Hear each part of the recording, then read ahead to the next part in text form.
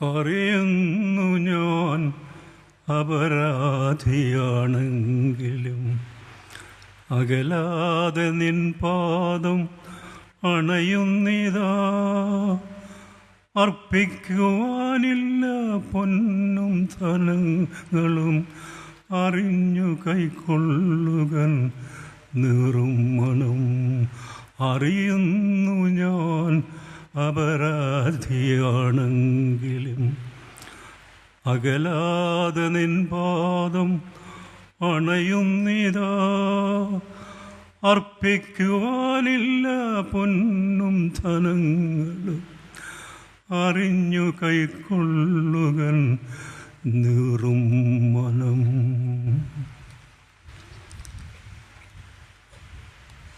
നൂറ്റി 21 കൺവെൻഷനിൽ ദിനംതോറും ധ്യാനിക്കുന്ന 121 സങ്കീർത്തനം കുറച്ചുകൂടെ ധ്യാനനിരതരായി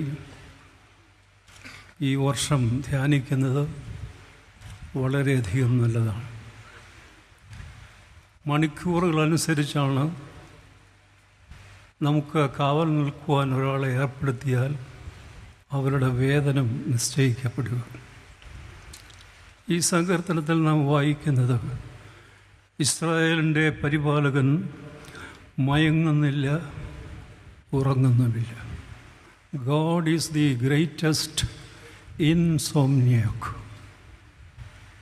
നിദ്രാവിഹീനമായ രാത്രികൾ, ഒരു പ്രതിഫലവും നാം കൊടുക്കുന്നുമില്ല.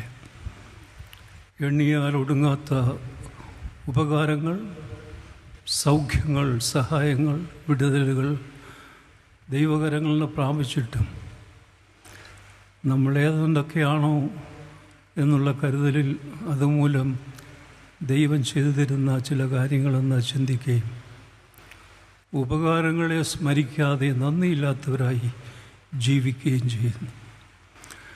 വിശുദ്ധ വേദപുസ്തകത്തിൽ ഏറ്റവും നന്നായി നന്ദി പറയുന്നത്, കടപ്പാടുള്ളൊരു ഹൃദയത്തിൻ്റെ ഉടമയായി സംസാരിക്കുന്നത് ദാവീദ് രാജാവാണ്. ദൈവമേ, നീ എന്നോടും എൻ്റെ കുടുംബത്തോടും ചെയ്ത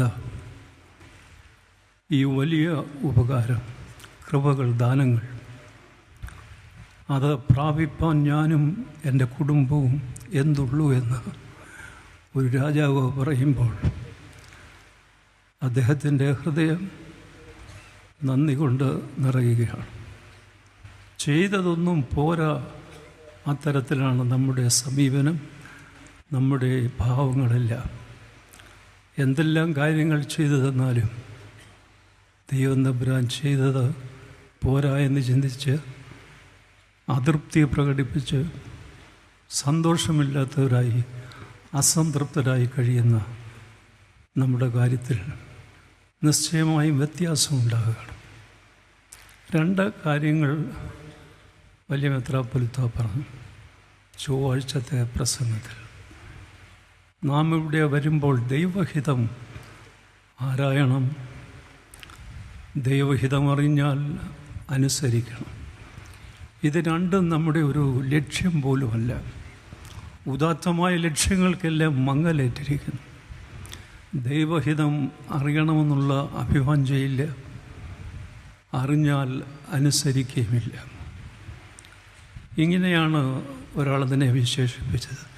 it is possible, fatally possible to worship Jesus and not to obey him. ഇതൊരു സാധ്യതയാണ്, അപകടകരമായ സാധ്യതയാണ്. ദൈവത്തെ ആരാധിക്കും, കഴഞ്ച് അനുസരിക്കുകയില്ല. നാം എത്തിപ്പെട്ടിരിക്കുന്ന വിപത്ത്, അതിൻ്റെ പ്രധാന കാരണവും അത് തന്നെ. ദൈവത്തെ പേടിയുണ്ടെന്ന് പറയുന്നവരുണ്ട്. എന്നാൽ ദൈവഹിതമാരായാനും അറിയാനും അനുസരിക്കുവാനും നമ്മെ തന്നെ അർപ്പിക്കുന്ന ദിനങ്ങളായി 121 കൺവെൻഷനിലെ സെഷൻസ് തീരട്ടെ എന്ന് ആശംസിക്കുന്നു. നമുക്ക് മുൻപേ എത്രയോ അധികം ആളുകൾ കടന്നുപോയിരിക്കുന്നു ജീവിതപാതയിൽ. ചിലർ നിശബ്ദരായി പോകുന്നവരാണ്, ചിലർ ശബ്ദകോലാഹലത്തോട് നീങ്ങുന്നവരാണ്, ചിലർ ഏകാന്തബധികരാണ്, ചിലർ കൂട്ടത്തോടെ പോകുന്നവരാണ്. എല്ലാവരുടെയും കാൽപ്പാടുകൾ നമുക്ക് ഈ മണലിൽ പതിഞ്ഞതായിട്ട് കാണുന്നില്ല, കണ്ടാലും ശ്രദ്ധിക്കുന്നില്ല. എല്ലാവരുടെയും ശബ്ദം നമ്മുടെ കർണപുടങ്ങളിൽ വന്ന് വീഴുന്നില്ല. ചിലരുടെയൊക്കെ കാൽപ്പാടുകൾ, ചിലരുടെയൊക്കെ ശബ്ദം നമ്മുടെ കർണപുടങ്ങളിൽ വീണ് പ്രതിധ്വനിക്കുന്നു. അവരെല്ലാം അധ്വാനിച്ചത്, ക്ലേശിച്ചത്, ത്യാഗം സഹിച്ചത്, ചിലരെല്ലാം ജീവനെ തന്നെ അർപ്പിച്ചത്, തങ്ങളോടൊത്ത് മുൻപോട്ട് പോകുന്ന സഹചാരികളായ ആളുകളുടെ നന്മയ്ക്ക് വേണ്ടിയും വരും തലമുറയ്ക്ക് വേണ്ടിയാണ് ഈ കാലത്ത് ജീവിക്കുന്നത്. നമുക്ക് നാം പോകുന്ന ജീവിതപാതയിൽ ചെറിയ മൺചിരാതുകളെങ്കിലും കത്തിച്ചയക്കണം. നമ്മോട് കൂടെ നടക്കുന്നവർക്കായും നമ്മുടെ പിന്നാലെ വരുന്ന തലമുറയ്ക്കായും അത്തരത്തിൽ തൻ്റെ ജീവിതത്തിൽ കർത്താവിൻ്റെ വെളിച്ചത്തിന്, കരുതലിന്, സ്നേഹത്തിന് സാക്ഷ്യം വഹിച്ച അഭിവന്യ ഡോക്ടർ സഖറിയാസ് മാർ തിയോഫിലോസ് അഫ്രഗൻ മെത്രാപ്പൊലീത്ത നമ്മെ വിട്ട് കർത്തസന്നിധിയെ പ്രാപിച്ചു കഴിഞ്ഞു. ആ ജീവിതത്തിനായും ജീവിത സാക്ഷ്യത്തിനായും അവശേഷിപ്പിച്ചിരിക്കുന്ന നല്ല സ്മരണകൾക്കായും നന്ദിയോടെ ദൈവത്തെ സ്തുതിക്കുകയും ആ പാവന സ്മരണയ്ക്ക് മുമ്പിൽ ആദരാഞ്ജലികൾ അർപ്പിക്കുകയും ചെയ്യുന്നു. ഇന്നത്തെ ധ്യാന വിഷയം 2 വിശ്വാസികളും ഒരു പുതപ്പും. 1 രാജാക്കന്മാർ 19-ാം അധ്യായം 16-ാം വാക്യം. സാഫാത്തിൻ്റെ മകനായ എലീശയെ നിനക്ക് പകരം പ്രവാചകനായിട്ട് അഭിഷേകം ചെയ്യണം. എലീശയോട്, ഏലിയാവിനോട് കൊടുക്കുന്ന ദൈവകൽപ്പനയാണ്, നീ പോയി എലീശയെ നിൻ്റെ സ്ഥാനത്ത് പ്രവാചകനായി അഭിഷേകം ചെയ്യണം. ഇവിടെ നമുക്ക് ഇസ്രായേലിൻ്റെ 2 പ്രവാചകന്മാർ, യഹോവയോടുള്ള തീക്ഷ്ണതയിൽ, വിശ്വാസത്തിൽ തിളങ്ങി നിൽക്കുന്നതായ 2 കഥാപാത്രങ്ങൾ. 2 വിശ്വാസികളും ഒരു പുതപ്പുമെന്ന് കോളേജ് കുട്ടികൾ കേട്ടാൽ പറയും, എടാ അടിയുടെ ഒരു മണമുണ്ട് കേട്ടോ. കാരണം ഇഷ്ടം പോലെ പുതപ്പുണ്ടെ തന്നെ അടിപിടിയാണ്. ഇവിടെ ആകെ 2 വിശ്വാസികളുണ്ട്, ഒരു പുതപ്പേ ഉള്ളൂ. എന്നാൽ ഇതിൽ നമ്മൾ വായിക്കുന്നത് അത്തരത്തിലുള്ള അടിയുടെ മണവുമില്ല, അടിപിടിയുമില്ല.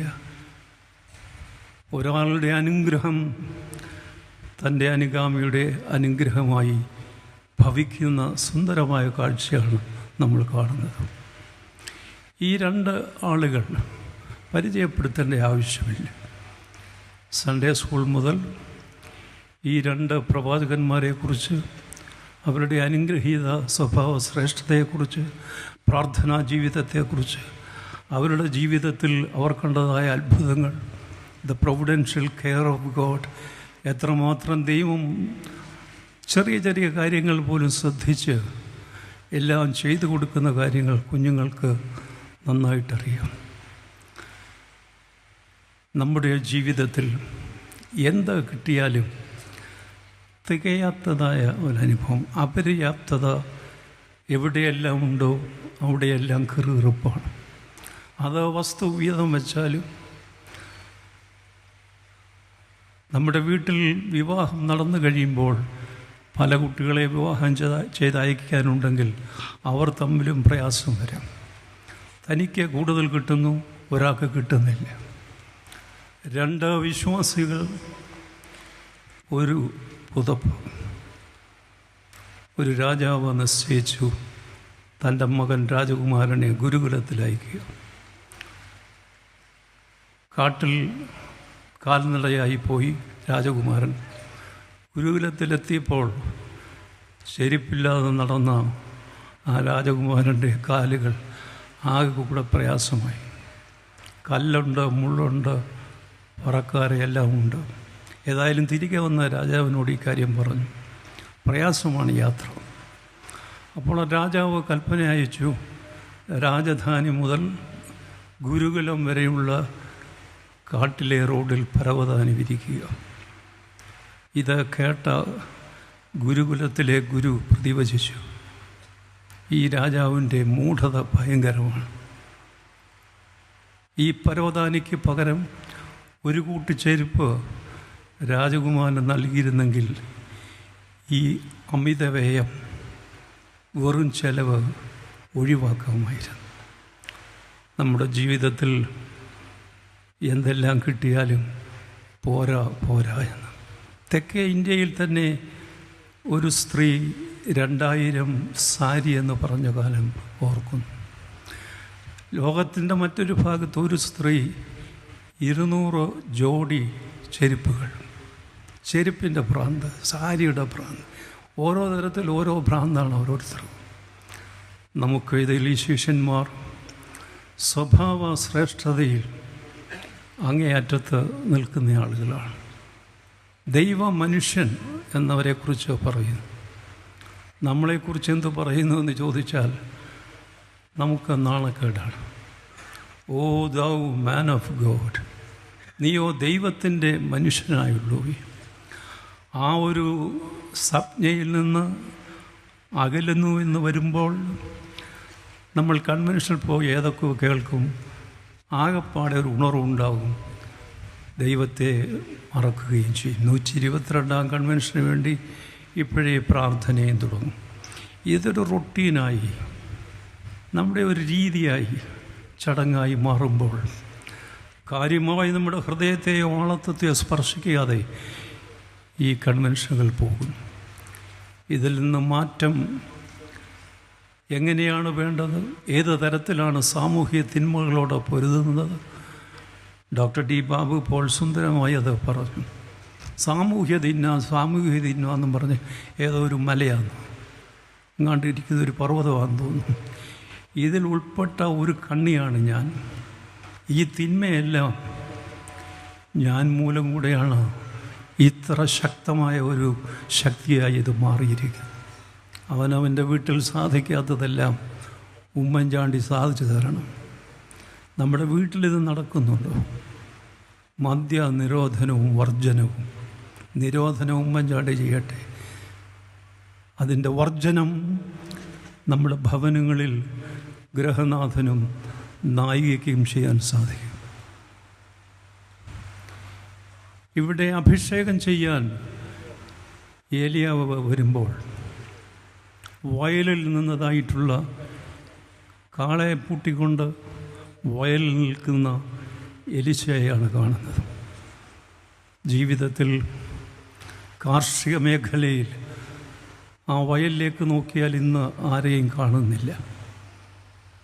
പച്ചപ്പെന്ന് പറഞ്ഞ ഒരു പങ്ക്തി ടി വിയിലുണ്ടെങ്കിൽ അതിൽ സന്തോഷമായ കാഴ്ചകൾ കാണാം.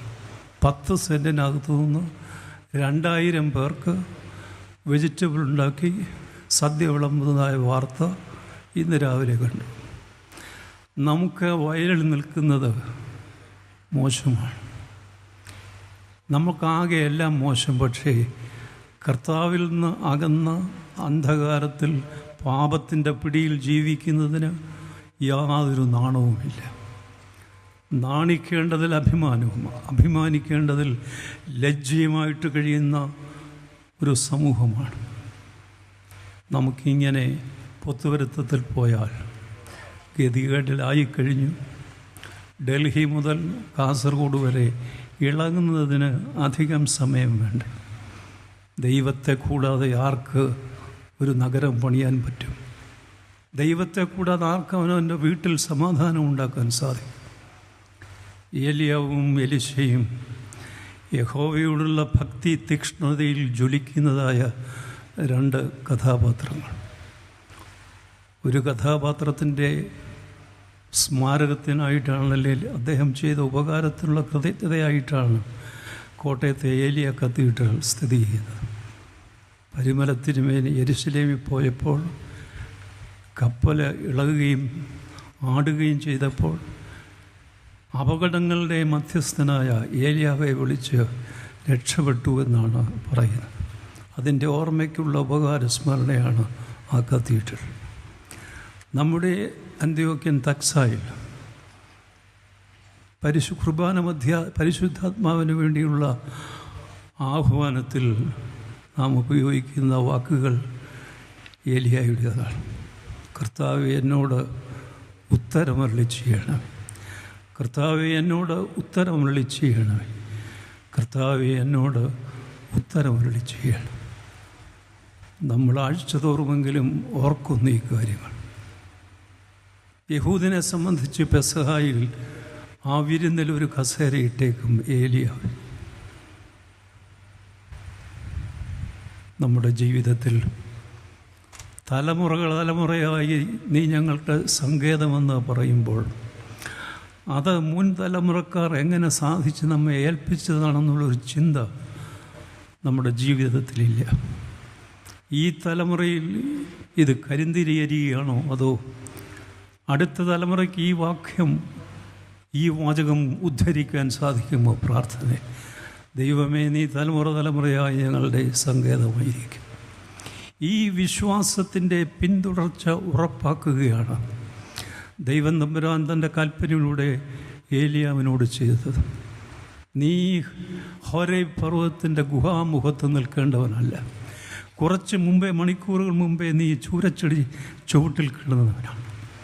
നിനക്ക് ദൂരയാത്ര ചെയ്യാനുണ്ട്, ദൂരയാത്ര ചെയ്യാനുണ്ട്, ദൂരയാത്ര ചെയ്യാനുണ്ട്. ജീവിതയാത്രക്കാരാ, ജീവിതയാത്രക്കാരാ. ബഹുദൂരം യാത്ര ചെയ്യേണ്ടവൻ നിരാശയിലെ അടുത്തിട്ടാണ് ജീവനെ എടുക്കുക. എനിക്ക് മതി ജീവിതം, എന്നെ എങ്ങനെയെങ്കിലും നീ വിളിച്ചാൽ വലിയ കാര്യം, അല്ലെ ഞാൻ ജീവന് അപായം വരുത്തും. ആ മനുഷ്യനോട് ഈ ഗുഹയിൽ പാർത്ത് ഒരു ദിനം കൊടുങ്കാറ്റിലും വലിയ ശബ്ദത്തിലും തീയിലുമല്ല, ഒരു മൃദുസ്വരത്തിൽ ദൈവത്തിൻ്റെ ശബ്ദം കേൾക്കുന്നു: ഏലിയാവേ, നിനക്ക് ഇവിടെ എന്ത് കാര്യം? ആ ചോദ്യം ഓരോരുത്തർക്കും ചോദിച്ചാൽ നമ്മൾ ഇരിക്കുന്ന സ്ഥാനങ്ങൾ മനസ്സിൽ കണ്ടാൽ മതി. ചിലരുടെ സൈക്കിൾ വെട്ടി ഷാപ്പിലേക്ക് അങ്ങ് പോവുക, അവർ കയറുന്നെന്നല്ല പറയുന്നത്. അവിടെ വരുമ്പോൾ സൈക്കിൾ അങ്ങോട്ടങ്ങ് വെട്ടിപ്പോവുക. ഏലിയാവേ, നിനക്ക് ഇവിടെ എന്ത് കാര്യം? നിൻ്റെ ജീവിതത്തിൽ ഇനിയും എത്രയോ കാര്യങ്ങൾ സാധിക്കേണ്ടിയിരിക്കും. ദൈവത്തിലുള്ള വിശ്വാസത്തിൽ ജനത്തെ ഉറപ്പിക്കുന്നതിന് നിൻ്റെ സ്ഥാനത്ത് പകരം എലീശാവിനെ അഭിഷേകം ചെയ്യേണ്ടിയിരിക്കും.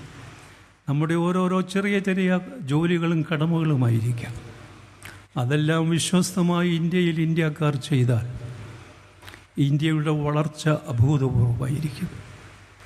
ഈ ലോകക്കാർ എത്തി നോക്കും ഇതെന്ത് സംഭവിച്ചു. 8 മണിക്കൂറുണ്ടെങ്കിൽ എത്ര മണിക്കൂർ പണി ചെയ്യുന്നു? അതൊന്നും ദൈവത്തിൻ്റെ വേലയല്ലെന്ന് തെറ്റിദ്ധരിച്ച് പന്തൽ കീഴിലിരിക്കാം, പള്ളിയിൽ പോകാം, കൂട്ടായ്മയിൽ പങ്കെടുക്കാം. ഏൽപ്പിക്കുന്ന ജോലി ചെയ്യാതെ ഇരുന്നാൽ ദൈവം തമ്പുരാൻ പറയും, നിനക്ക് ഇവിടെ എന്ത് കാര്യം? ഒന്നാമതായി എലീശയെക്കുറിച്ച് പറയാനുള്ളത്, ജീവിതത്തിൽ പിന്നാലെ പോകുന്ന ഒരു മേൽത്തോട്ടക്കാരനാണ് എലീശ. ആ വയലിൻ്റെ ഉടമയാണ്.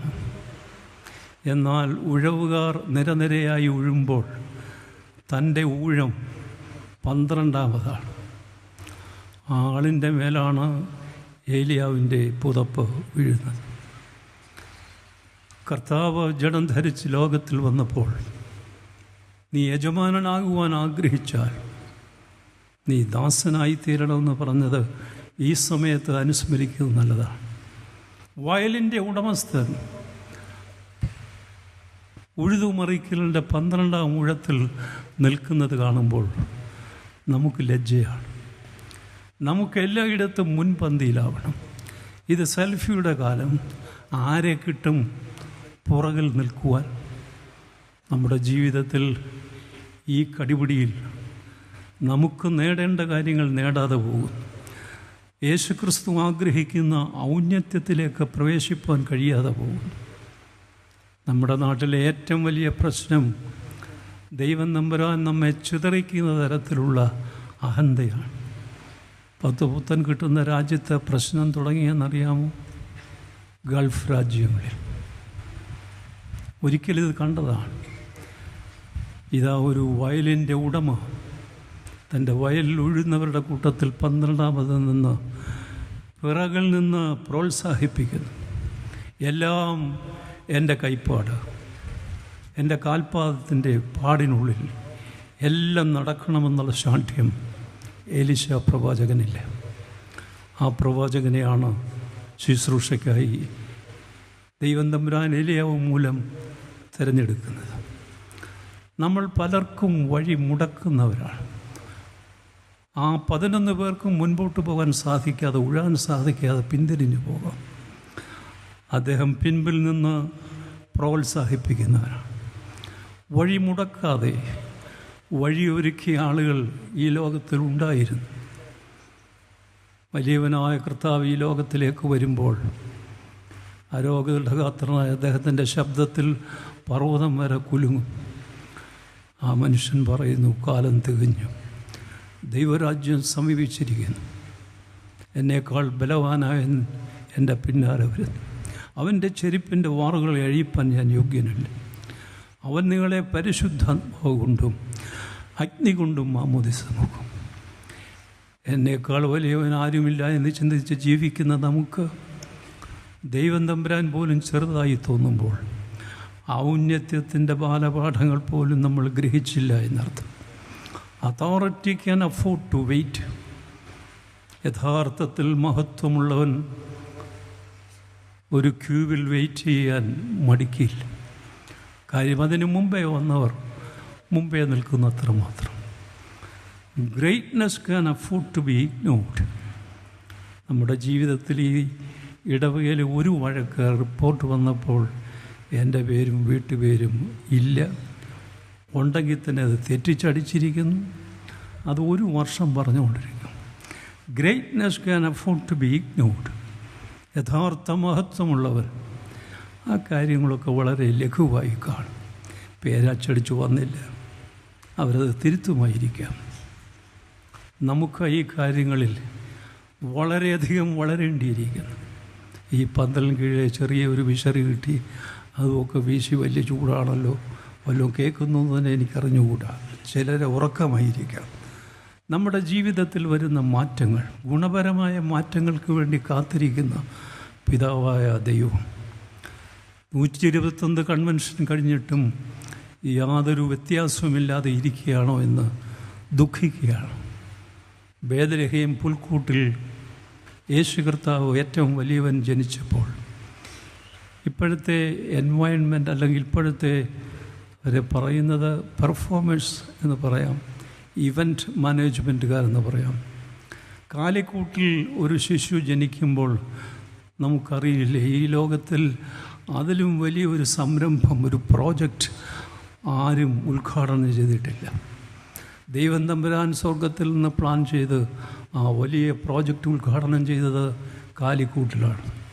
അതിലൂടെ ലോകത്തിലേക്ക് വന്നത് നിസ്സഹായനായ യേശു എന്ന ശിശുവാണ്. ഇങ്ങനെയാണോ ഇത്രയും വലിയ പ്രോജക്റ്റ് കൊണ്ട് നടക്കുന്നത്? നമുക്കെല്ലാം അത്ഭുതമാണ്. കടുക് മണിയോട് സദൃശം ഈ ആരംഭം, എത്രയും ചെറിയ ആരംഭം. എന്നാൽ ഇന്ന് 121 കൺവെൻഷൻ നടക്കുമ്പോൾ യേശുവിൻ്റെ നാമത്തിൽ ഒന്നിച്ച് കൂടിയിരിക്കുന്നു. അവൻ്റെ നാമത്തിൽ നാം തലകളെ വണക്കുന്നു. Greatness can afford to be ignored. എത്രയോ പ്രാവശ്യം ജഡ്ജസ്, രാജാക്കന്മാർ യേശുവിനെ തരം താഴ്ത്തി പരിഹസിച്ച വിടുന്നു. നമ്മുടെ ജീവിതത്തിൽ ഔന്നത്യമില്ലാതെ ഏതെല്ലാം വഴക്കുകൾക്ക് നമ്മൾ ഹേതുക്കളായി കാരണക്കാരായിത്തീരും. ജീവിതത്തിലെ മാറ്റം കർത്താവിൽ കൂടെ സാധിക്കും. പ്രാർത്ഥനാ മനുഷ്യരായ ഈ പ്രവാചകന്മാർ അവരുടെ പ്രാർത്ഥനയാൽ സാധിച്ചത് കണ്ട് ജനങ്ങൾ ആർത്ത് ഉല്ലസിച്ച കാര്യങ്ങൾ നമുക്ക് രാജാക്കന്മാരുടെ പുസ്തകത്തിൽ കാണാം. നമ്മുടെ ജീവിതത്തിൽ എന്താ സ്ഥാനമാണ് ഇതിനൊക്കെ ഉള്ളത്?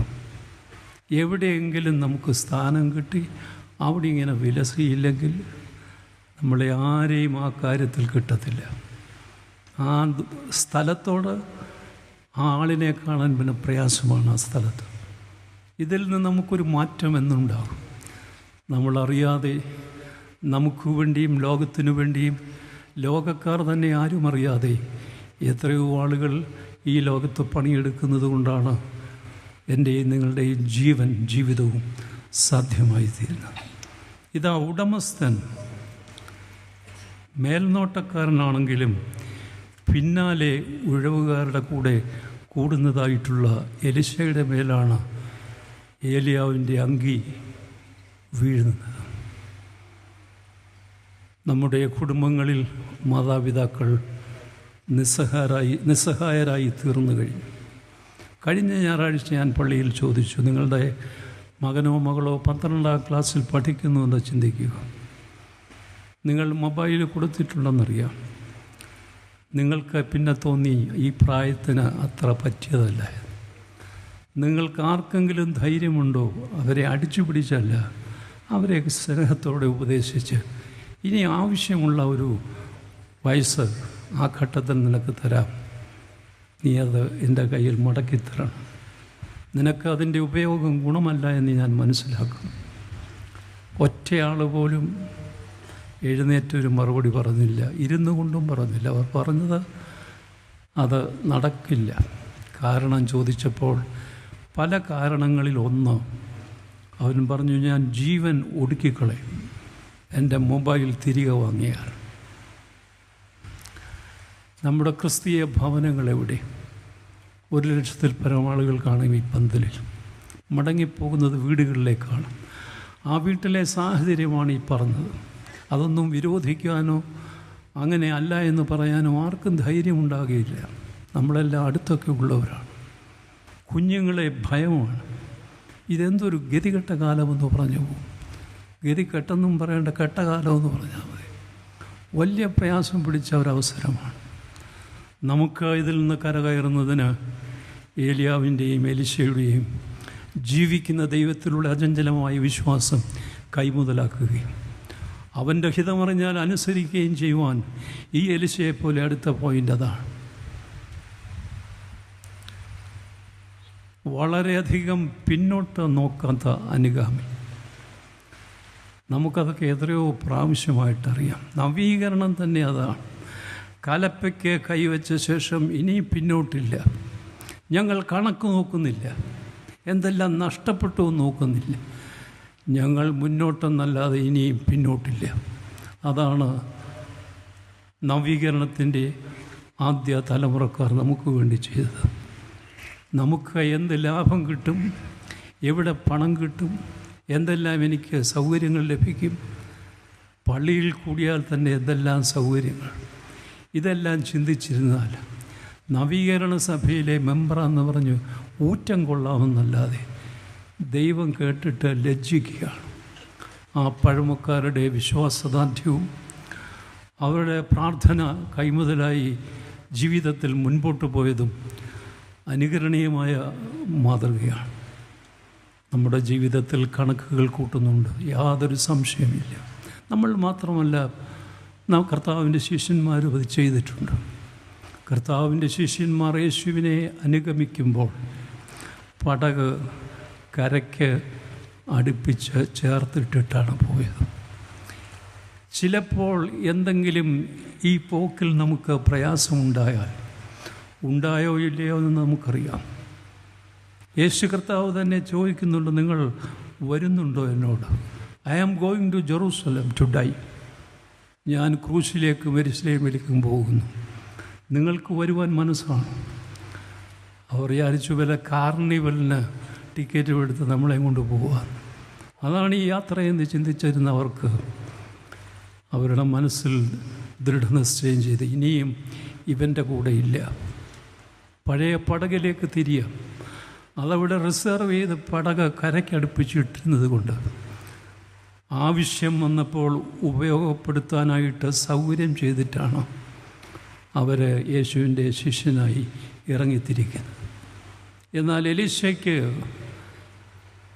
അഭിഷേകം ചെയ്ത് കഴിഞ്ഞപ്പോൾ അവിടെ സംഭവിച്ചത് കലപ്പയും മരക്കോപ്പും കാളയും പിന്നെ ഇല്ല. കാളയെ ഹോമം കഴിച്ചു. കലപ്പയും മരക്കോപ്പും തീയിട്ട ചുട്ടുകൾ. ഇനിയും ഈ പഴയ പണിക്കിനിയില്ല. പിന്തിരിഞ്ഞ് വന്നെന്തെങ്കിലും ഈ കാര്യം ചെയ്യാമെന്ന് വെച്ചാൽ ആ കാര്യമേ അവിടെ ഇല്ല. കാളയും പോയി, കലപ്പയും പോയി. കലപ്പയ്ക്ക് കൈവച്ച ശേഷം പുറകോട്ട് നോക്കുന്നവനാരും ദൈവരാജ്യത്തിൻ്റെ ശുശ്രൂഷയ്ക്ക് യോഗ്യരല്ല എന്ന് കർത്താവ് പിന്നീട് പറയുന്നുണ്ട്. എലിശ അത് മുന്നമേ കേട്ട് അനുസരിച്ചയാളാണ്. നമ്മുടെ ജീവിതം വിലപേശലിൻ്റെ ജീവിതമാണ്. വിശ്വാസവും ആധ്യാത്മികതയും ഏതാണ്ട് അഡ്ജസ്റ്റ് ചെയ്യാവുന്ന തരത്തിൽ കോംപ്രമൈസിങ് ആയിട്ടുള്ളൊരു കാര്യമായി തീർന്നിരിക്കുന്നു. നമ്മുടെ ക്രിസ്തു മാർഗത്തിന് ഇതുമായിട്ട് യാതൊരു ബന്ധവുമില്ല. രാഷ്ട്രീയ പാർട്ടികൾ തന്നെ അവരൊന്നിച്ചുകൂടി ആലോചിക്കുന്നു, യോജിക്കണോ, ഒന്നിച്ചു പോകണോ, അതിനെന്തു പേരാണ്. ഒടുവിൽ അത്രയും സംവേദനക്ഷമതയുള്ള രാഷ്ട്രീയ നേതാക്കൾ ഒന്നും മിണ്ടാനില്ല. മിണ്ടാതിരിക്കുന്നത് ഏറ്റവും വലിയ സംവേദനക്ഷമതയായിട്ട് അവർ കണ്ടു. ഇതെന്തൊരു കാലമാണ്. അവരാകെ കണ്ടുപിടിച്ച വാക്ക് നീക്ക് പോക്കുകൾ എന്നാണ്. നമ്മുടെ മതപരമായ മാർഗത്തിൽ, ക്രിസ്തു മാർഗത്തിൽ വെള്ളം ചേർക്കുന്നതിനും ഒരതിരുണ്ട്. അതിനപ്പുറം പോയി നീക്കുപോക്കുകളുടെയും നമ്മുടെ ജീവിതത്തിൽ വിട്ടുവീഴ്ചകളുടെയും പ്രായോഗികതയ്ക്കാണ് വിജയം എന്ന് പറയുന്നത്. നമ്മളെല്ലാം വിജയാളികളാണ്. യേശു ക്രിസ്തു ക്രൂശിൽ നേടിയ വിജയവുമായി യാതൊരു ബന്ധമില്ലാത്ത വിജയത്തിൽ നമ്മൾ ആഹ്ലാദിക്കുന്നവരാണ്. വിട്ടുവീഴ്ചകളുടെയും നീക്കുപോക്കുകളുടെയും പ്രായോഗികതയ്ക്ക് വിജയമെന്ന് പറയുമ്പോൾ കുരിശിൽ അൺകോംപ്രമൈസിങ് സ്റ്റാൻഡ്, യാതൊരു തരത്തിലും വ്യത്യാസം വരുത്തുവാൻ, വെള്ളം ചേർക്കാൻ അനുവദിക്കാത്ത കർത്താവ്, ഇതല്ലാതെ മനുഷ്യരക്ഷയ്ക്ക് മറ്റു വഴിയില്ല എന്ന് കണ്ട് ശാന്തനായി ക്രൂശിലേക്ക് പോകുമ്പോൾ നമ്മളോട് ചോദിക്കുന്നത്, നിൻ്റെ മാർഗം എങ്ങനെയുള്ളത്? നിന്നിൽ നിന്ന് ധാർമ്മികതയും വിശ്വാസദാർഢ്യവും ഞാൻ ആഗ്രഹിക്കുന്നു. അൺകോംപ്രമൈസിങ് ആയിട്ടുള്ള stand. We are living in a age of compromise and apathy. യാതൊരു തരത്തിലും മറ്റുള്ളവൻ്റെ കാര്യത്തിൽ താല്പര്യമില്ലാത്ത കോംപ്രമൈസിങ് ആയിട്ടുള്ള സമീപനത്തിൽ നമുക്ക് രക്ഷപ്പെട്ടു പോകാമായിരിക്കാം പല ബുദ്ധിമുട്ടുകളിൽ നിന്നും. എന്നാൽ കർത്താവിൻ്റെ കരങ്ങളിൽ, കർത്താവിൽ നിന്നും രക്ഷപ്പെടുവാൻ ആർക്കും അത്തരത്തിൽ സാധിക്കുകയില്ല. 5 അപ്പം 2 മീൻ. ശിഷ്യർ ഒരു ബാലൻ യേശുവിൻ്റെ കയ്യിൽ അർപ്പിച്ച ശേഷം നമ്മുടെ നാട്ടിലെ രീതി അനുസരിച്ചാണെങ്കിൽ സംഭവിക്കുന്നത് ഇങ്ങനെയാണ്. ഇത് ഞാനാണ് ഈ ഭക്ഷണം സാധ്യമാക്കിയതെന്ന് 5000 പേരും അറിയത്തക്കവണ്ണം യേശുവിൻ്റെ കൂടെ നിന്ന് മാറാതെ നിൽക്കും. ഈ ഭക്ഷണത്തിൻ്റെ സ്പോൺസർ ഞാനാണ്. നമുക്കറിയില്ലേ, വേദപുസ്തകത്തിൽ അബദ്ധം പറ്റുന്നതല്ല. ആ ബാലൻ്റെ പേര് ചേർക്കാത്തത്, അവനിത് കൊടുത്തിട്ട് അവിടെ പന്തിയിലിരുന്നവരുടെ കൂട്ടത്തിൽ പോയി ഇരുന്നതല്ലാതെ അവൻ്റെ പേര് ബൈബിളിൽ കാണുന്നില്ല. ഇങ്ങനെ നമുക്ക് അനുമാനിക്കാം. അവൻ്റെ പേരിൻ്റെ സ്ഥാനത്ത് നാം ഓരോരുത്തരുടെയും പേര് ചേർക്കുവാനുള്ള ദൈവത്തിൻ്റെ ശക്തമായ ആഹ്വാനമായിട്ട് അതിനെ കരുതുന്നത് നല്ലതാണ്. നമുക്കൊന്നും ചെയ്യാൻ കഴിയില്ല പേരും പെരുമയും ഇല്ലെങ്കിൽ. നമ്മളിങ്ങനെ പോയാൽ എങ്ങനെയാവും? നമുക്ക് ദൈവത്തിൽ ഞാൻ വലിയവനാണെന്ന് ചിന്തിക്കണം. യോഹന്നാൻ്റെ അഭിമാനം അതായിരുന്നു. വലിയവനായ കർത്താവ് എളിയവനായി എന്നിൽ പ്രസാദിച്ചിരിക്കുന്നു, സ്നേഹിക്കുന്നു. ആ പ്രത്യേക കാര്യത്തിൽ അഭിമാനമുള്ളവരായി എല്ലാവർക്കും പരസ്പരം സ്നേഹിതരായി മുൻപോട്ട് പോകുന്നതിന് നമുക്ക് സാധിക്കണം. ഈ ലോകത്തിലെ ജീവിതത്തിൽ ഒരു നല്ല ചങ്ങാതിയായി എലിശ ഏലിയായിക്ക് തീരുന്നുണ്ട്. ഇങ്ങനെ ഒരു ചെറിയ വാക്യമുണ്ട്, എലിശ എൻ്റെ കയ്യിൽ വെള്ളം പകർന്നവനാണ്. രാജാക്കന്മാരുടെ പുസ്തകത്തിലുണ്ട്. ഏലിയാവ് പറയുന്നു, എൻ്റെ കരങ്ങളിൽ വെള്ളം പകർന്നവനാണ്. എൻ്റെ കയ്യിൽ കുർബാന മധ്യേ ഒരച്ഛൻ വെള്ളം പകർന്നാൽ ഇങ്ങനെ ഇതൊക്കെ എൻ്റെ കാര്യമാണെന്ന് പറഞ്ഞിരിക്കുക. എൻ്റെ സ്ഥാനത്തിന് അങ്ങനെ ചെയ്യണം. കാലം ചെയ്ത അലക്സാണ്ടർ തിരുമേനി ഞാൻ ഓർക്കുന്നുണ്ട്, ചെറിയ ശബ്ദത്തിൽ താങ്ക് യു എന്ന് പറയും. പറയണോ പറയണ്ടായോ ഇതൊന്നും വിഷയമല്ല. എന്നാൽ മറ്റുള്ളവരും വലിയവരാണ്. ഏലിയാവ് പറയുന്നു, എലീശ എൻ്റെ കയ്യിൽ വെള്ളം പകർന്നവനാണ്. തൻ്റെ ജീവിതത്തിൽ ആത്മാർത്ഥമായി തന്നെ സ്നേഹിച്ച് അനുഗമിച്ച ചങ്ങാതിയാണ്. പടക് പലയിടങ്ങളിൽ നമ്മൾ കരയ്ക്ക് ചേർത്ത് വച്ചിട്ടുണ്ട്. വല്ല ഏടാകൂടവും ഈ പോക്കിൽ സംഭവിച്ചാൽ, വലിയ ഭാഷയെ പറഞ്ഞാൽ, യേശുവിൻ്റെ പിന്നാലെ പോയി ഏടാകൂടത്തിൽ പെടാത്തവരാരാ? അപ്പോൾ അതിനുള്ള ബുദ്ധി നമുക്കുണ്ട്. അതിന് പലയിടങ്ങളിലായി പടക് ചേർത്ത് വച്ചിരിക്കുക. അവിടെ പറ്റിയില്ല, ഇവിടെ വന്ന് ഇതും കൊണ്ട് പോകാൻ ജീവിക്കണ്ടേ? കലപ്പയ്ക്ക് കൈവച്ച ശേഷം പിന്നോട്ട് നോക്കാതിരിപ്പാൻ, ആ പ്രലോഭനത്തിൽ വീഴാതിരിപ്പാൻ ബുദ്ധിയായിട്ട് ചെയ്യുകയാണ് എലീശ. കലപ്പയ തീ വെച്ച് നശിപ്പിച്ചു, കാളയെ ഹോമം കഴിച്ചു. ഇനി എവിടെ തിരികെ പോകാൻ? അവൻ്റെ വഴിയിൽ ചരിക്കുകയല്ലാതെ വേറെ ഗതിയൊന്നുമില്ല. അച്ഛന്മാരാകുന്നത്, കർത്താവിൻ്റെ വേലക്കാരാകുന്നത് തെറ്റിദ്ധരിക്കരുത്. അതിൽ രണ്ട് അർത്ഥമുണ്ട്. ഒന്ന്, ഗതി കെട്ടിട്ടാണ് അച്ഛനായെന്ന് പറയുന്നത് നല്ലതാണ്, അതാ ശരിയായ ഉത്തരം. വേറെ ഒരു വാതിലും മുൻപോട്ട് പോകാൻ എനിക്ക് അനുകൂലമായി തുറന്നിട്ടില്ലായിരുന്നു. ഇത് മാത്രമാണ് എൻ്റെ ഗതി. നമ്മൾ വിചാരിക്കും പട്ടിണി കൊണ്ടുവന്ന, അങ്ങനല്ല. കർത്താവിൻ്റെ വേലയ്ക്ക് വരുന്നത് അങ്ങനെ തന്നെ ആയിരിക്കണം. എനിക്ക് വേറൊരു വാതിലും തോന്നുന്നതായി എൻ്റെ ജീവിതത്തിൽ തോന്നിയില്ല. ഈ വഴിയല്ലാതെ എലീശ തൻ്റെ സ്വത്തെല്ലാം എരിച്ചു കളയും. ദൈവരാജ്യ കെട്ടുപണിക്കായും ദൈവരാജ്യത്തിനു വേണ്ടി ഏലിയാവിൻ്റെ നല്ല ചങ്ങാതിയായി പിന്നോട്ട് പോവുകയാണ്. ആരാണ് ചങ്ങാതി, സ്നേഹിതൻ? ആർക്കറിയാം? മാർസിയോ എന്ന ഒരു കൂലിപ്പണിക്കാരൻ, നല്ല ഗായകൻ കൂടെയാണ്. തലമുടി വളർത്തിയിട്ടുണ്ട്, നീട്ടി വളർത്തിയിട്ടുണ്ട്. പണി ചെയ്യുമ്പോൾ അതൊക്കെ കെട്ടിവെക്കും. ചിലപ്പോൾ ആളുകളുടെ മധ്യേ നിന്ന് പാടും. പാട്ടിൻ്റെ കൂടെ അദ്ദേഹം ഡാൻസ് ചെയ്യുന്ന പോലെ ചാടും. അതനുസരിച്ച് പാട്ടിൻ്റെ താളത്തിനൊത്ത് ഈ മുടിയിഴകൾ ഉലഞ്ഞാടും. ഒരു ദിവസം അദ്ദേഹം പണിസ്ഥലത്ത് കുഴഞ്ഞു വീണു. ആളുകൾ കൊണ്ടുപോയി പരിശോധിച്ചപ്പോൾ ബ്രെയിനിൽ, മസ്തിഷ്കത്തിൽ ക്യാൻസറാണ്. ദീർഘനാളത്തെ ചികിത്സയ്ക്ക് ശേഷം ഡിസ്ചാർജ് ചെയ്തപ്പോൾ ഹോസ്പിറ്റലിലെ നിലക്കണ്ണാടിയുടെ മുന്നിൽ നിന്നപ്പോൾ അന്തം വിട്ടുപോയി, പൊട്ടിക്കരഞ്ഞുപോയി. താൻ പാടുമ്പോൾ ആ പാട്ടിൻ്റെ താളത്തിനൊത്ത് ഈ ചുരുളൻ മുടി അഴിഞ്ഞ് ഉലയുന്നത്, ആടുന്നത് കണ്ട് രസിച്ചിട്ടുള്ളയാൾ തൻ്റെ തലമുടി മുഴുവൻ പോയിരിക്കുന്നു. ഏതായാലും ഗ്രാമത്തിലേക്ക് തിരികെ വന്നപ്പോൾ അദ്ദേഹത്തെ സന്തോഷിപ്പിച്ച കാര്യം, അതിൻ്റെ കവാടത്തിൽ കുറുകെ വലിയൊരു ബാനർ വലിച്ചു കെട്ടിയിരിക്കുന്നു.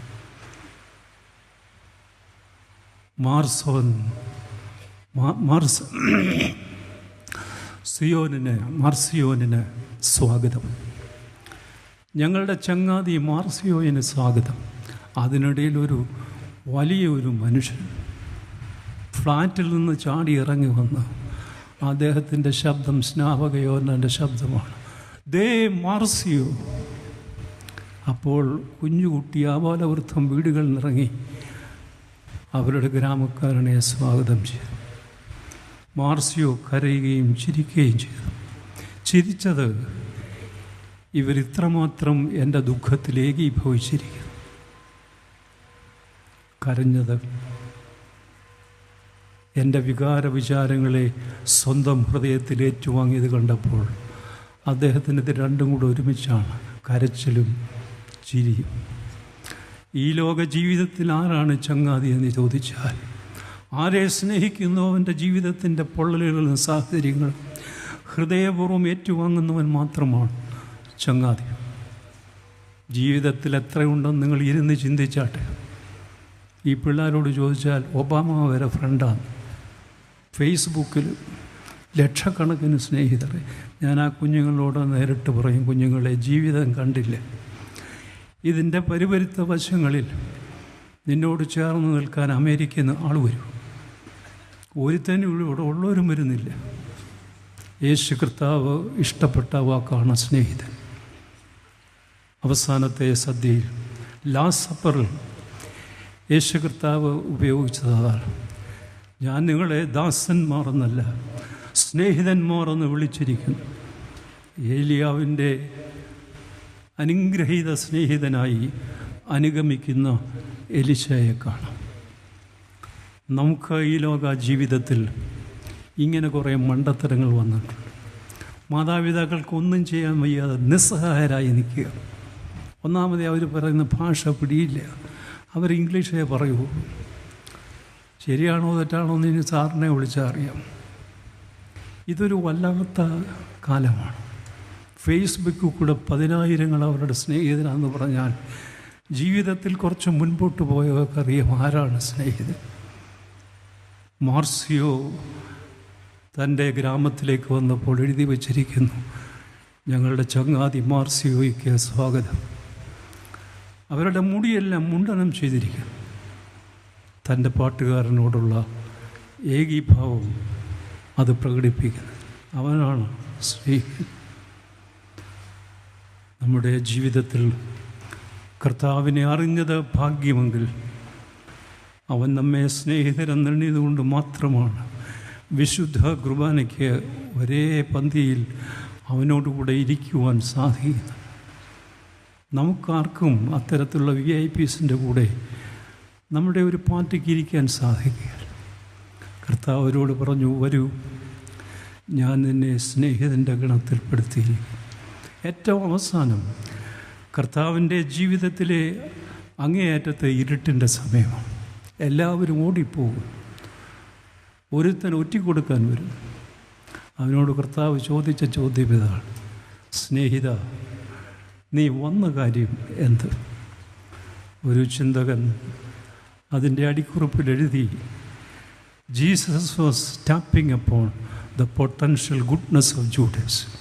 സ്നേഹിത എന്നുള്ള അഭിസംബോധനയിലൂടെ എന്തെങ്കിലും നന്മ അവനിൽ അവശേഷിക്കുന്നുണ്ടെങ്കിൽ അതിന്മേൽ തട്ടി ഉജ്ജ്വലിപ്പിക്കുവാനായി അവസാനത്തെ ശ്രമം കൂടെ യേശു നടത്തിയതാണ്. 121 കൺവെൻഷനിൽ കർത്തൃശബ്ദം കേട്ടുകൊണ്ടിരിക്കുമ്പോൾ കർത്താവ് അവസാനം എൻ്റെയും നിങ്ങളുടെയും പേര് വിളിച്ച് സ്നേഹിത എന്ന് വിളിച്ച്, നിനക്കിവിടെ എന്ത് കാര്യമെന്ന് ചോദിക്കുമ്പോൾ, എനിക്കും നിന്നോടൊത്ത് ദൂരയാത്ര ചെയ്യാനുണ്ട്. നീ എവിടേക്ക് പോകുന്നു അവിടെയാണ് ഞാനും വരുന്നത്. നീ എവിടെ എന്നെ സ്വീകരിക്കും, ഒടുവിൽ അതാണ് എൻ്റെ ജീവിതത്തിൻ്റെ സ്വർഗം. ഇതിൻ്റെ അവസാന ഭാഗം കുഴിമാടവും അസ്ഥിയും ജീവിക്കുന്ന പോലെയാണ്. ദുർഗന്ധം വമിക്കുന്നതിന് പകരം ജീവൻ്റെ ഉറവിടമായി തീരുന്നു. പുനരുദ്ധാനത്തിൻ്റെ ഒരു അനുഭവം നമുക്ക് പകർന്നു തരുന്നു എലീശയുടെ കുഴിമാടം. കർത്താവിൻ്റെ കുഴിമാടത്തിൽ ആളുകൾ വന്നിരുന്നു. അധികാലത്ത് ഇരുട്ടുള്ളപ്പോൾ അവർ കേട്ട ശബ്ദം, അവൻ ഇവിടെ ഇല്ല, അവൻ ഉയർത്തെഴുന്നേറ്റിരിക്കും. ഒരു കത്തോലിക്ക ദേവാലയം പാഷൻ വീക്ക് കഷ്ടാനുഭവ ആഴ്ച നമുക്ക് കഷ്ടമേ ഉള്ളൂ. എന്നാൽ അപ്പമെടുക്കുമ്പോൾ പറയുന്ന വാക്ക് വളരെയധികം അർത്ഥവത്താണ്. രക്ഷാകരമായ കഷ്ടാനുഭവത്തിന് യേശു ഒരുങ്ങിയപ്പോൾ തൻ്റെ കൈകളിൽ അപ്പമെടുത്തു. നമ്മുടെ കഷ്ടപ്പാടുകൾ രക്ഷാകരമാണ്. ഏതായാലും ഈ കത്തോലിക്ക അച്ഛനും പീഡാനുഭവാഴ്ചയിലെ ശുശ്രൂഷയെല്ലാം മുറയ്ക്ക് യാതൊരു വിഘ്നവും വരാതെ ചെയ്തുകൊണ്ടിരുന്നു. ദുഃഖവെള്ളിയാഴ്ച വന്നു. അതിന് യോജിച്ച തരത്തിൽ അൾത്താര തയ്യാറാക്കുവാൻ കന്യാസ്ത്രീകളുണ്ടായിരുന്നു. കുരിശും അതിനെ ചുറ്റി മുള്ളും. നന്നായിരിക്കുന്നുവെന്ന് അച്ഛന് തോന്നി. ഈസ്റ്ററിന് വെളുപ്പം കാലത്ത് അച്ഛൻ പള്ളിയിലേക്ക് പ്രവേശിച്ച് ദൂരെ നിന്ന് തന്നെ കണ്ടു. യാതൊരു വ്യത്യാസവും കന്യാസ്ത്രീ അമ്മമാർ ആ അറേഞ്ച്മെൻറ്റിൽ ചെയ്തിട്ടില്ല, ക്രമീകരണത്തിൽ. അടുത്ത് ചെന്നപ്പോൾ അച്ഛന് മനസ്സിലായി അവരുടെ ക്രമീകരണം ശരിയാണ്. വെള്ളിയാഴ്ച ഞാൻ കണ്ട ആ കുരിശിനെ ചുറ്റിപ്പറ്റി ക്രമീകരിച്ചിരിക്കുന്നതായിട്ടുള്ള വള്ളികളുടെ ഇടയിലെല്ലാം സൂനങ്ങളുണ്ടായിരുന്നു, പുഷ്പത്തിൻ്റെ മുട്ടുകൾ. 3 ദിവസം കൊണ്ട് അതെല്ലാം വിരിഞ്ഞിരിക്കും. സുഗന്ധം മധുബ മുഴുവൻ. എന്തൊരു നല്ല ക്രമീകരണമാണിത്. നല്ല പ്രവാചകൻ്റെ കുഴിമാടം ജീവൻ്റെ ഉറവിടമായി തീരുമ്പോൾ ഈ ലോകത്തെ ആളുകൾക്ക് വേണ്ടി കർത്താവ് രക്തമൂറ്റിത്തന്ന ആ കർത്താവിൻ്റെ രക്ഷകൻ്റെ ഉയർത്തെഴുന്നേൽപ്പ് ഈ ലോക ആളുകൾക്ക് ജീവൻ്റെ ഉറവിടമായി തീരുകയാണ്. നമുക്കതുകൊണ്ട് ഈ മണ്ണിൽ ചവിട്ട് നിൽക്കണം. ജീവിക്കുന്നിടത്തോളം കാലം അനന്തതയിലേക്ക് നോക്കണം. അത് സാധ്യമാക്കിയത് കർത്താവിൻ്റെ പുനരുദ്ധാനമാണ്. എലീശായുടെ കുഴിമാടം വരെ സജീവമായി തീരും. മരണം ജയിച്ച വീര, നീ ജീവനെ നൽകുന്നവൻ മാത്രമല്ല ജീവിപ്പിക്കുന്നവനുമാകും. ഞങ്ങളുടെ കൺവെൻഷനിലെ വചനാശുശ്രൂഷയിലൂടെ, വചനക്കേൾവിയിലൂടെ നീ ആഗ്രഹിക്കുന്ന മനുഷ്യരായി തീർന്ന് നിൻ്റെ ഹിതം ചെയ്ത് നിൻ്റെ മഹത്വത്തിൻ്റെ സാദൃശ്യത്തിലേക്ക് രൂപാന്തരപ്പെടുവാൻ ഞങ്ങൾക്കും സഹായിക്കണമെന്ന് പ്രാർത്ഥിക്കാം. വൈഷമ്യങ്ങൾ വലിയതായിട്ട് വരും. ഈ പ്രത്യേക കുരിശിൻ്റെ അറേഞ്ച്മെൻറ്റിനെ കുറിച്ച് പറയാവുന്നത് 3 ദിനം കൊണ്ട് ഈ മുള്ളുകൾ, അതിനിടയിലെ സൂനങ്ങൾ, വളരെയധികം ബദ്ധപ്പാടുകൾ, trials and temptations, disillusionment, everything will blossom into flowers of rarest beauty and perfume if we can endure these sufferings for 3 days. 3 ദിനമെങ്കിലും ക്ഷമയോടെ കാത്തിരിക്കുക. ദൈവത്തിൻ്റെ സ്നേഹത്തെ കരുതലിനെ സംശയിക്കാതെ ഇരിക്കുമെങ്കിൽ ഈ കഷ്ടപ്പാടുകളും പീഡാനുഭവങ്ങളും സുന്ദര സൂനങ്ങളായി മറഞ്ഞിരുന്നത് പുഷ്പങ്ങളായി പുഷ്പിച്ച് നമുക്ക് സുഗന്ധം പകരും. കർത്താവിനോടുള്ള യാത്ര ജീവിതത്തിൻ്റെ വലിയ ഭാഗ്യമാണ്. ആർക്ക് ഇത് സാധിക്കും? അത് വലിയ വലിയ ആളുകൾക്ക് സാധിക്കും.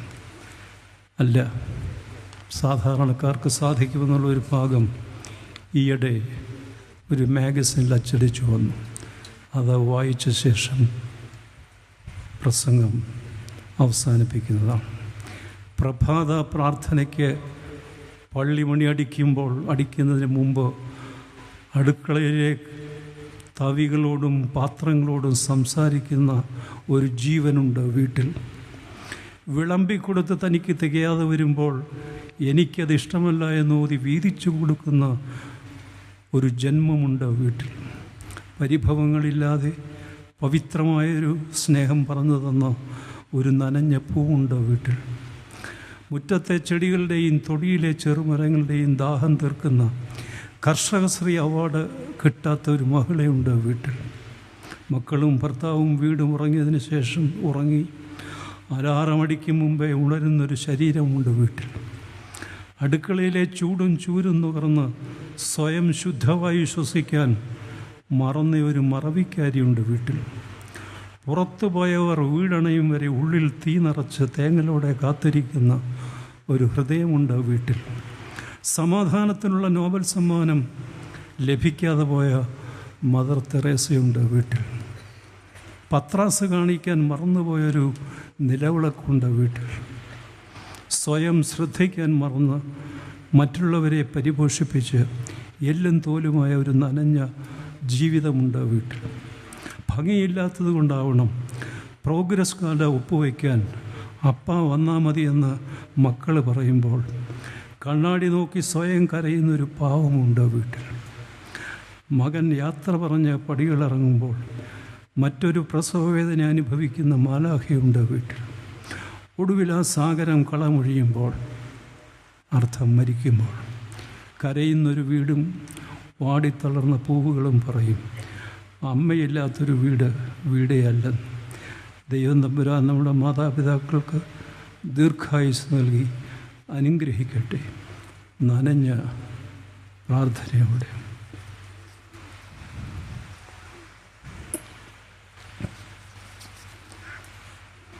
അറിയുന്നു ഞാൻ അപരാധിയാണെങ്കിലും അകലാതെ നിൻ പാദം അണയുന്നു ഞാൻ.